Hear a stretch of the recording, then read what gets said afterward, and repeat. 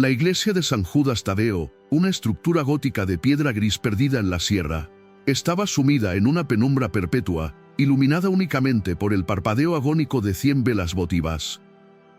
Eran las 3 de la madrugada y el padre Gabriel no dormía, nunca dormía. De rodillas sobre el granito helado del altar, frotaba el suelo con un cepillo de cerdas duras y agua helada. Un ritual obsesivo que iba más allá de la limpieza física.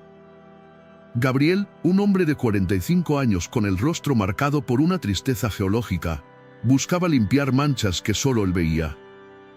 Bajo su sotana negra y desgastada, su espalda era un mapa topográfico de violencia, cicatrices de cuchillos, quemaduras de cigarrillos y tatuajes de la Santa Muerte que había intentado borrar con ácido y dolor. Cada movimiento del cepillo, ras, ras, ras, era un intento de silenciar los gritos de sus antiguas víctimas que resonaban en su cabeza más fuerte que el coro de los domingos. Había llegado a ese pueblo olvidado hacía 5 años, buscando enterrar al ceifador, el sicario legendario que una vez fue, bajo capas de oración y silencio. Para los aldeanos, era un santo estoico, para el espejo, era un monstruo con una correa muy corta. La paz en la iglesia era absoluta, un silencio denso que olía a incienso rancio y madera vieja. Pero Gabriel sabía, por puro instinto animal, que esa paz era una mentira frágil a punto de romperse. La violencia llegó anunciada por la naturaleza misma. Una tormenta eléctrica estalló sobre la sierra, y bajo el rugido de los truenos, se escuchó el sonido mecánico y agresivo de motores diésel forzados al límite. Las pesadas puertas de roble de la entrada principal, que habían resistido revoluciones y guerras cristeras, se abrieron de golpe con un estruendo que hizo vibrar los vitrales. 2 camionetas pick-up negras, cubiertas de lodo y abolladuras, entraron derrapando en el atrio de piedra, invadiendo el espacio sagrado con la vulgaridad del mundo exterior. Los faros halógenos cortaron la oscuridad de la nave central como cuchillos de luz, cerrando a los santos de yeso. De los vehículos descendieron 10 hombres armados, empapados por la lluvia, trayendo consigo el hedor a gasolina, sudor rancio y miedo. Eran una célula del cártel de los Zetas, huyendo de una emboscada militar fallida, buscando un lugar para lamerse las heridas y esconder su carga ilícita. Entraron a la iglesia no como peregrinos, sino como conquistadores, sus botas tácticas llenas de barro profanando el pasillo central, gritando obscenidades que rebotaban en la acústica perfecta de la bóveda. Para Gabriel, que se había puesto de pie lentamente frente al altar, no eran extraños.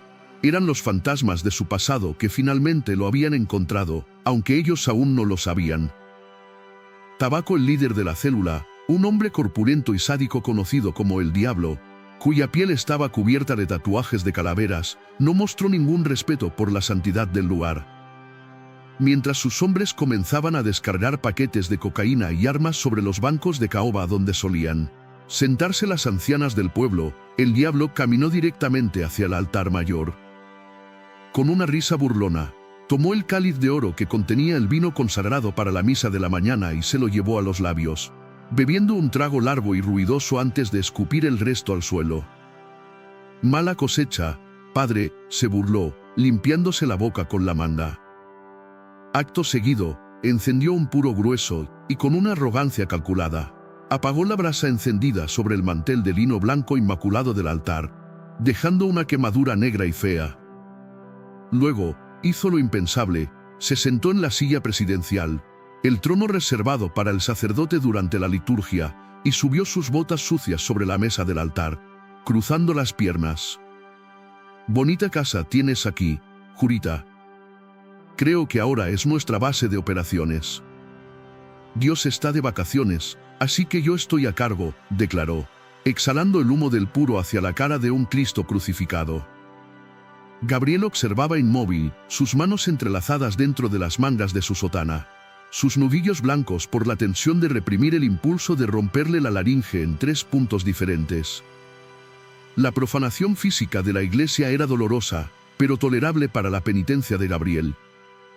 Sin embargo, la situación cruzó la línea de no retorno cuando la hermana Lucía, una monja anciana y frágil que vivía en la sacristía, salió corriendo al escuchar el alboroto. Al ver a los hombres armados abriendo el sagrario, la caja dorada donde se guardan las hostias consagradas, para buscar si había oro, Lucía se lanzó con una valentía suicida. «No toquen eso. Es el cuerpo de Cristo, bestias», gritó, tratando de cerrar las puertas del sagrario con sus manos temblorosas.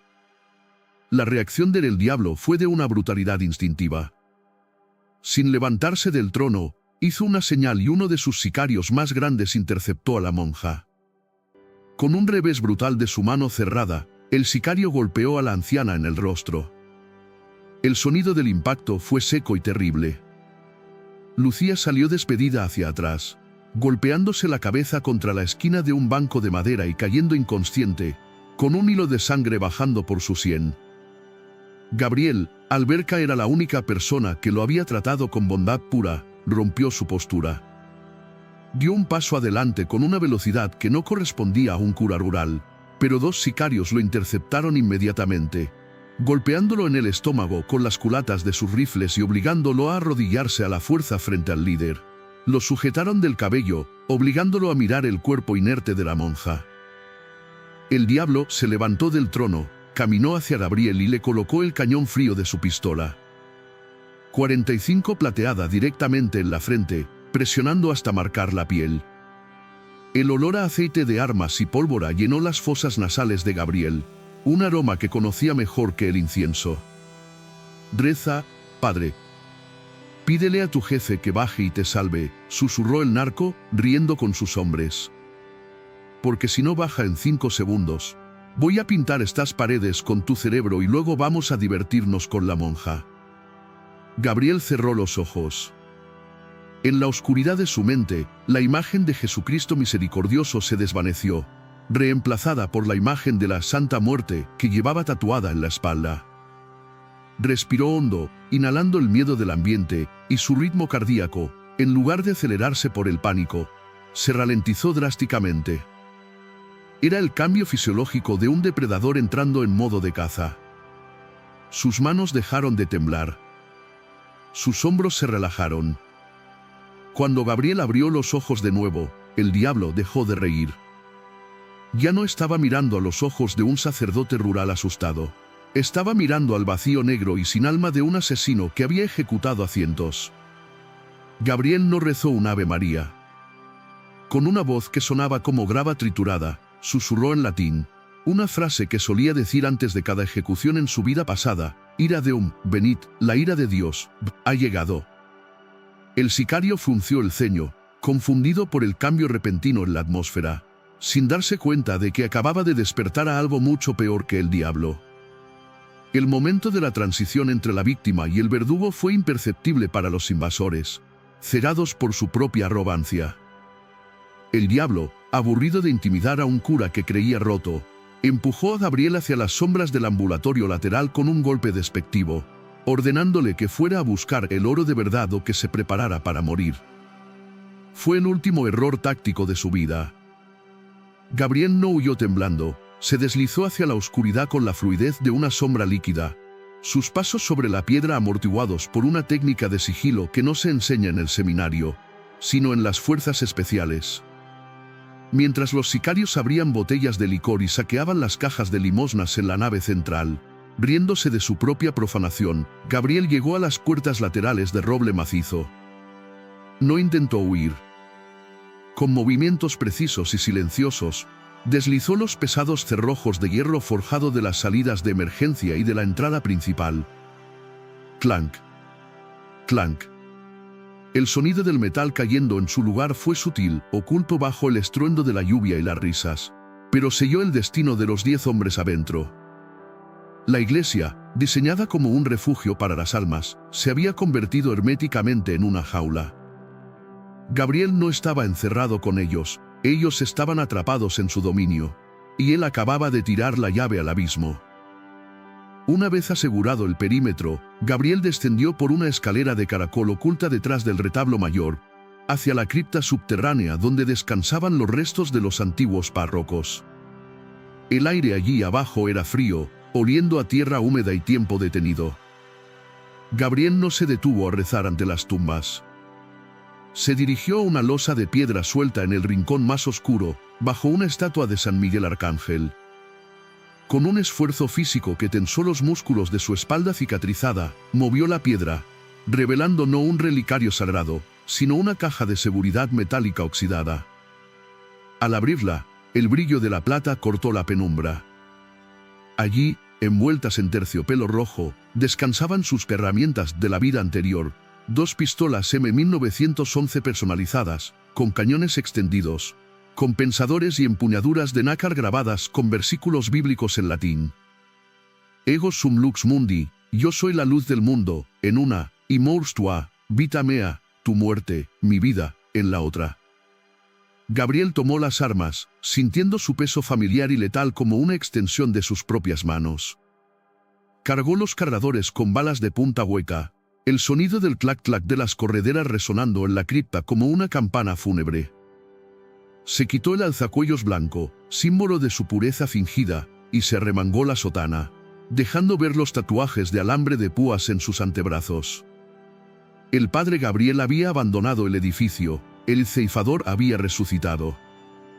De vuelta en la sacristía, Gabriel se acercó al panel eléctrico principal de la iglesia, una caja de fusibles antigua que zumbaba con la tensión de la tormenta. Arriba, en la nave, el diablo comenzaba a impacientarse, gritando el nombre del cura. ¿Dónde te metiste, rata? Sal o quemo a la monja. Gabriel no respondió con palabras. Bajó la palanca maestra del interruptor con un golpe seco. Snap. El efecto fue teatral y terrorífico. Las luces halógenas que iluminaban la iglesia se murieron instantáneamente, sumiendo la inmensa nave en una oscuridad casi total. Solo quedaban las cientos de velas votivas rojas y amarillas que parpadeaban en las capillas laterales, proyectando sombras largas, danzantes y monstruosas sobre las paredes de piedra y las estatuas de los santos, que ahora parecían observadores macabros. La risa de los sicarios se cortó de golpe. El cambio de atmósfera fue absoluto, de un asalto ruidoso a una película de terror gótico. Los hombres encendieron las linternas tácticas de sus rifles, sus haces de luz blanca cortando el humo del incienso y el polvo, buscando frenéticamente blancos que no existían. «Mantengan la formación». «Es solo un apagón», gritó el líder, pero su voz denotaba la primera grieta de miedo.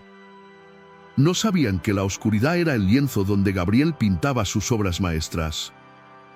El primer acto de violencia en la oscuridad ocurrió en el silencio sepulcral del transepto izquierdo. Uno de los sicarios más jóvenes, enviado a revisar el perímetro con su linterna temblorosa, pasó cerca de la fila de confesionarios de madera tallada. Las cabinas, con sus cortinas de terciopelo morado cerradas, parecían ataúdes verticales en la penumbra. El sicario escuchó un susurro, o creyó escucharlo, proveniente de la cabina central.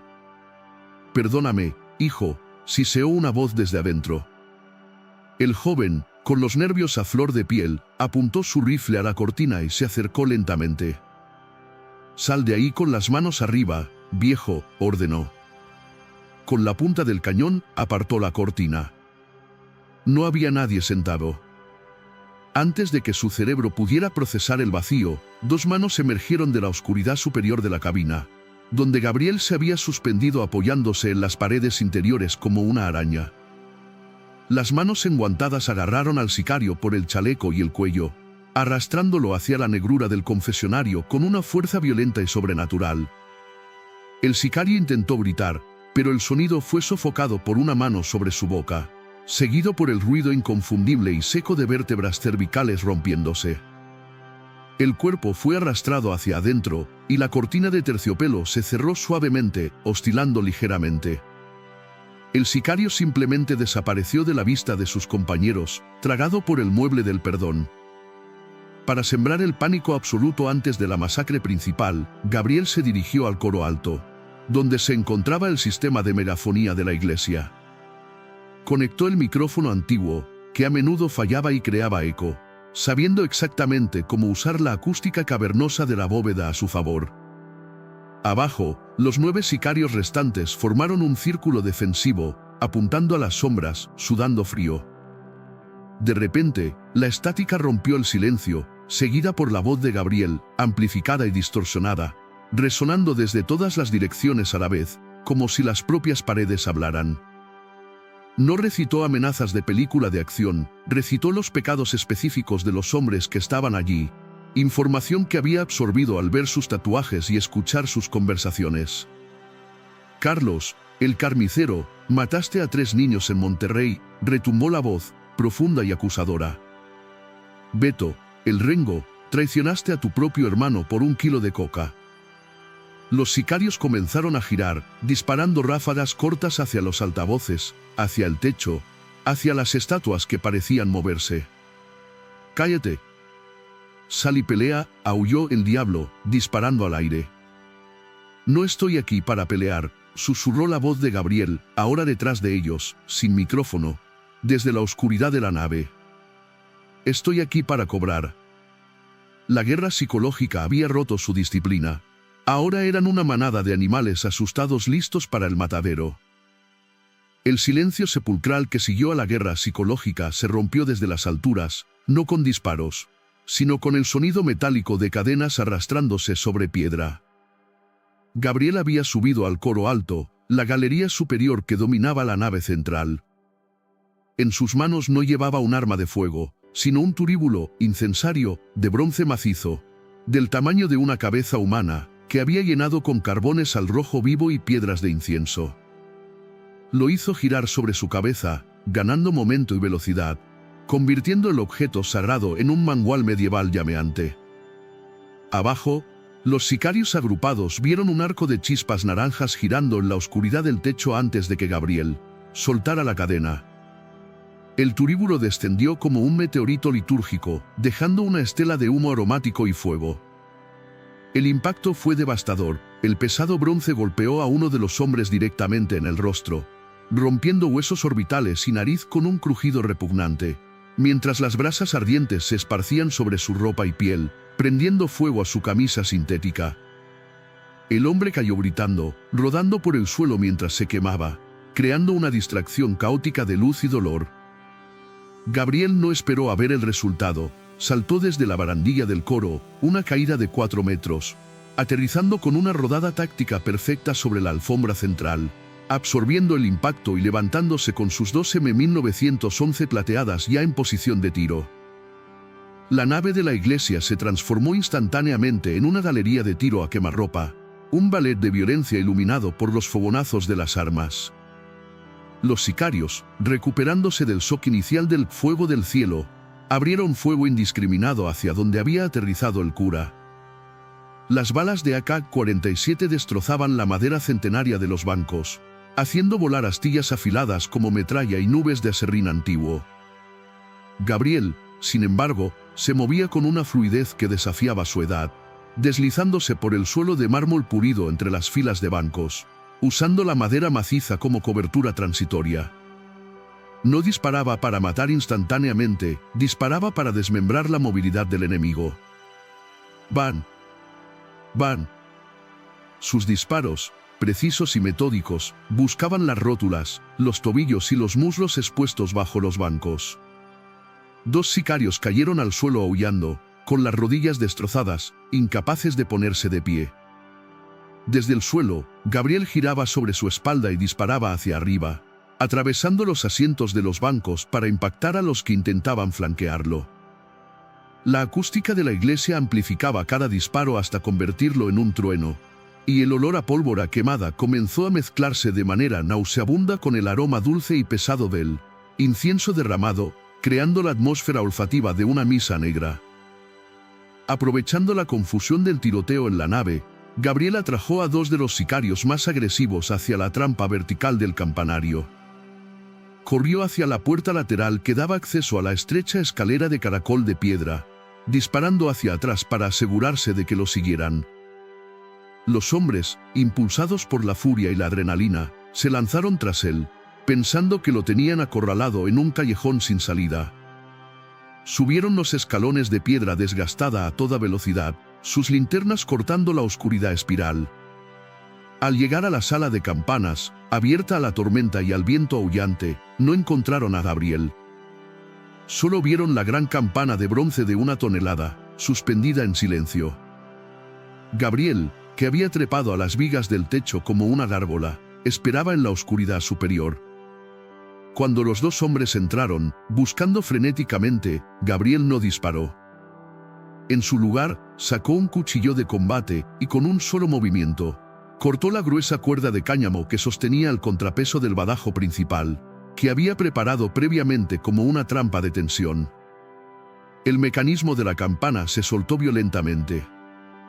El bronce masivo osciló con una fuerza imparable, golpeando al primer sicario en el pecho con la fuerza de un camión de carga. El impacto lanzó al hombre hacia atrás, haciéndolo caer por el hueco central de la escalera en una caída libre de 20 metros. El sonido que siguió no fue un grito, sino un gong profundo y lúgubre cuando el cuerpo golpeó el metal, un tañido de muerte que resonó en todo el valle bajo la lluvia. El combate cuerpo a cuerpo se trasladó al vestíbulo, cerca de la entrada, donde se encontraba la antigua pila bautismal de piedra tallada, llena de agua bendita rancia. Un sicario, armado con un machete largo, logró interceptar a Gabriel cuando éste bajaba de la torre, lanzando un tajo que le hizo volar una de las pistolas de la mano. Sin armas de fuego y en espacios cerrados, Gabriel recurrió al Krav Maga brutal que había aprendido décadas atrás. Bloqueó el segundo machetazo con su antebrazo protegido por la tela gruesa de la sotana enrollada, y con la mano libre, agarró al sicario por la garganta, clavando los dedos en la tráquea. La lucha fue salvaje y sucia. Gabriel empujó al hombre hacia atrás hasta chocar contra la pila bautismal. Con un rugido de esfuerzo, dobló la espalda del sicario sobre el borde de piedra y forzó su cabeza dentro del agua. El hombre pataleaba, arañando la cara de Gabriel, tratando de encontrar aire, pero el padre lo mantenía sumergido con una fuerza de hierro, mirándolo a los ojos a través de la superficie del agua que se agitaba violentamente. «Te bautizo en el nombre de la muerte», gruñó Gabriel. Las burbujas de aire cesaron, y el agua bendita se tiñó de oscuro cuando Gabriel golpeó la cabeza del hombre contra el fondo de piedra de la pila para asegurarse, dejando el cuerpo inerte colgando del borde como una ofrenda grotesca. La revelación final, el momento en que el mito se hizo carne, ocurrió en el centro del transepto, iluminado por un relámpago que entró por el rosetón roto. Gabriel, respirando con dificultad, se enfrentó a los últimos 3 sicarios de pie, excluyendo al líder. Durante el forcejeo en la pila bautismal, su sotana negra, ya desgastada, se había rasgado completamente desde el hombro hasta la cintura, y la lluvia que entraba por el techo empapaba su camisa blanca interior, volviéndola translúcida. Fue entonces cuando los sicarios vieron la verdad escrita en su piel. El agua y la tela pegada revelaron la inmensa y detallada tinta negra que cubría su torso y espalda. La imagen de la Santa Muerte sosteniendo una guadaña en la espalda y en el pecho, las insignias inconfundibles de las Fuerzas Especiales GAFE y del antiguo Cártel del Golfo, marcas que solo llevaban los fundadores originales, los hombres más peligrosos de la historia de México. Uno de los sicarios, un veterano que conocía las historias viejas, bajó su arma, temblando, con los ojos desorbitados por el reconocimiento. «Madre de Dios», susurró, retrocediendo. «No es un cura, es el ceifador. Es el ángel exterminador». El miedo en sus rostros cambió de la preocupación táctica al terror supersticioso absoluto. Ya no estaban peleando contra un hombre, estaban peleando contra una leyenda urbana que había vuelto del infierno para arrastrarlos con él. El enfrentamiento final se trasladó al corazón mismo del santuario profanado, el altar mayor, un espacio que alguna vez representó la conexión entre el cielo y la tierra y que ahora se había convertido en el último reducto de un animal acorralado. El diablo, el líder del cártel que había entrado con la arrogancia de un conquistador, ahora se arrastraba hacia los escalones de mármol del presbiterio, dejando tras de sí un rastro irregular de sangre oscura que manaba de su hombro destrozado. El miedo, un sentimiento que él solía infligir pero nunca experimentar, ahora le helaba la sangre con más intensidad que la lluvia que golpeaba el techo. En un acto de desesperación cobarde, vio a la hermana Lucía, que comenzaba a recobrar el sentido cerca de la sacristía, y se abalanzó sobre ella con la ferocidad de una rata acorralada. La levantó del suelo tirando de su hábito, ignorando sus gemidos de dolor, y la colocó frente a él como un escudo de carne y hueso, presionando el cañón caliente de su pistola. 45 contra la sien de la anciana. Atrás. Aléjate o la mando al infierno antes que a mí, gaulló, su voz rompiéndose en falsetes de histeria. Gabriel se detuvo en seco en el centro del pasillo, a 10 metros de distancia. Su figura, recortada por los relámpagos que entraban por el rosetón roto, parecía una estatua de venganza tallada en granito. La iglesia estaba sumida en un silencio tenso, solo roto por la respiración agitada del narco y el goteo constante del agua de lluvia mezclada con sangre. La escena era una blasfemia visual, la pureza del hábito blanco de la monja manchado por las manos sucias del criminal, la pistola temblorosa amenazando una vida dedicada a la paz, y el sacerdote, apuntando con 2 armas de grado militar, con los ojos vacíos de misericordia pero llenos de cálculo táctico. Gabriel no veía a un hombre y a una mujer, veía vectores, ángulos de tiro y probabilidades balísticas. Su mente, entrenada en los campos de exterminio de la guerra de cárteles de los años 90, calculó la situación en microsegundos. El blanco, la cabeza del narco, estaba expuesto solo en un 15%, oculto detrás del cráneo de la monja. Un error de 2 centímetros significaría la muerte de la única persona inocente en ese edificio. El tiempo pareció detenerse, estirándose en una eternidad de tensión insoportable donde el aire olía a ozono, cera vieja y terror puro. Gabriel bajó lentamente una de sus pistolas, enfundándola con un movimiento suave para liberar su mano izquierda y estabilizar su empuñadura derecha, adoptando una postura de tiro lateral clásica de competición, minimizando su propio perfil. Cerró los ojos por un instante. No estaba rezando a Dios, estaba desconectando su humanidad, apagando el ruido de la tormenta, el grito de la monja y el latido de su propio corazón para entrar en la zona, ese estado mental de hiperenfoque frío que los francotiradores conocen bien. En su mente, visualizó el mecanismo interno de su M1911, el resorte del martillo comprimido, la bala de punta hueca de 230 granos esperando en la recámara, el estriado del cañón que haría girar el proyectil. Respiró hondo, llenando sus pulmones con el aire viciado de la iglesia, y soltó el aire muy lentamente, pausando su respiración en el punto natural de exhalación para eliminar cualquier microtemblor muscular. Cuando abrió los ojos, su pupila se había dilatado, enfocándose únicamente en el ojo izquierdo de El Diablo, que asomaba detrás de la cabeza de Lucía. El narco, viendo la calma sobrenatural del cura, comenzó a apretar el gatillo de su propia arma por puro reflejo de pánico.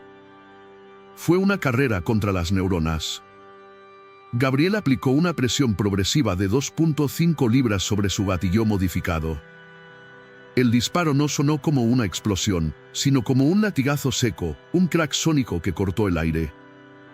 La bala abandonó el cañón a 850 pies por segundo, cruzando los 10 metros de distancia en menos de lo que tarda un parpadeo.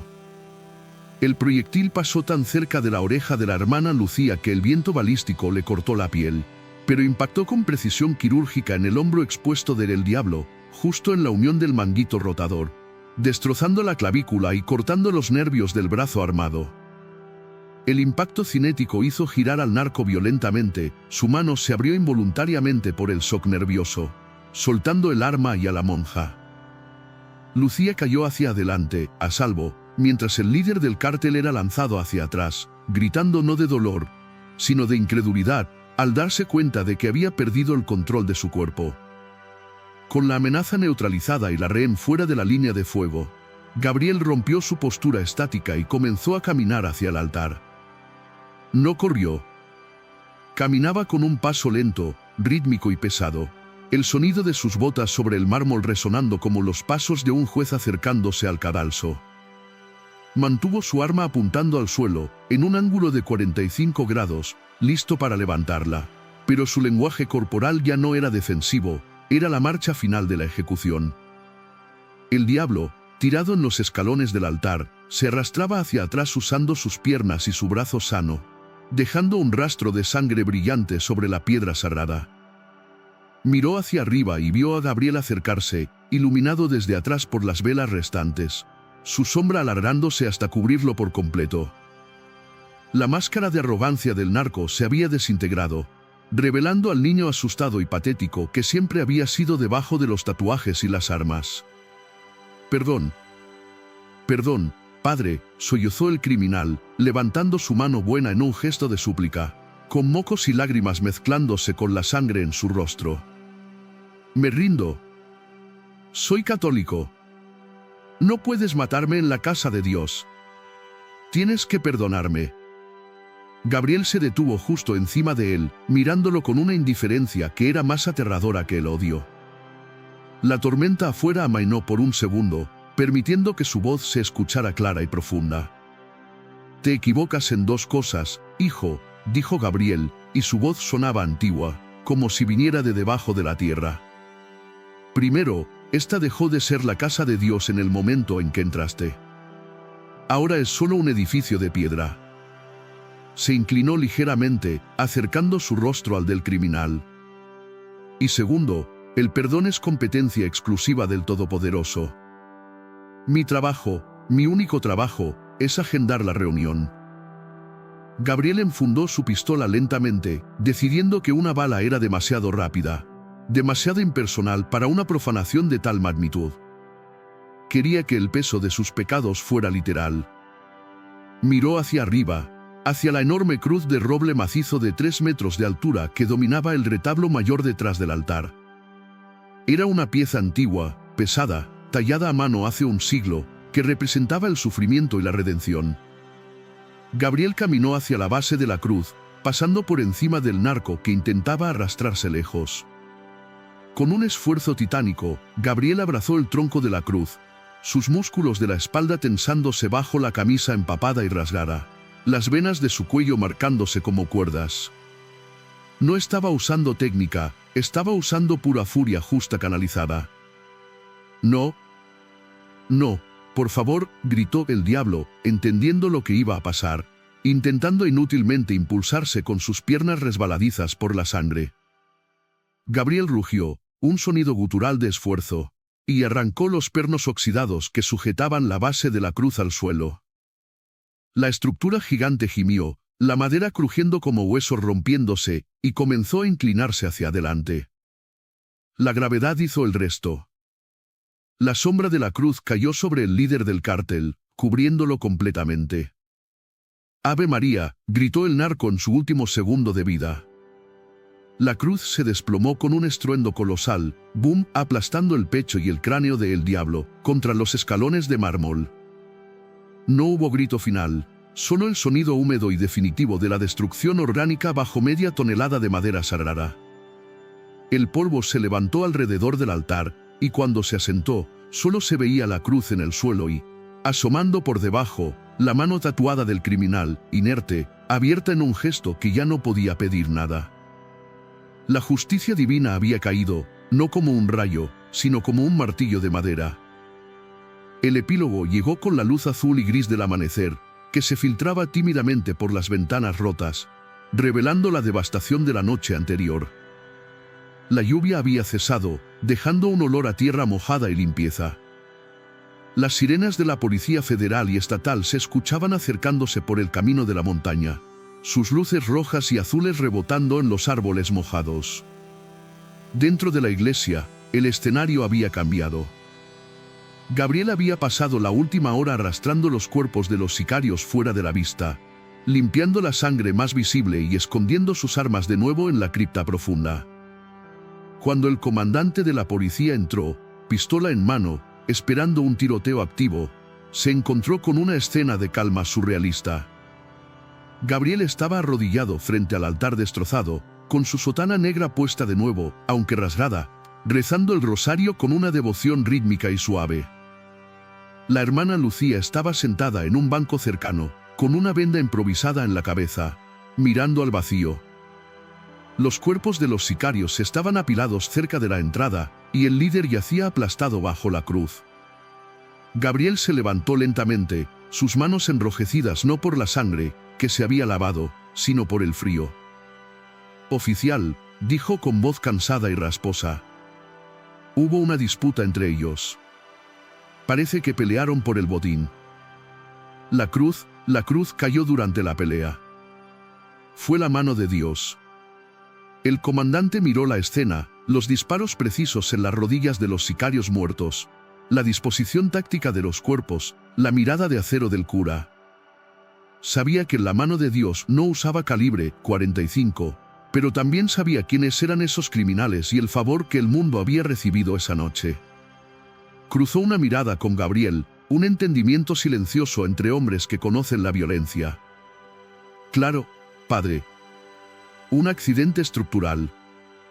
La tormenta fue muy fuerte, dijo el oficial, enfundando su arma. Nosotros nos encargamos de la basura. Vaya a descansar. Gabriel asintió, se giró hacia el altar, tomó su cepillo de cerdas duras y su cubeta de agua, y comenzó a fregar una mancha de sangre en el suelo de mármol. Ras, ras, ras. La penitencia nunca terminaba, solo se interrumpía para trabajar.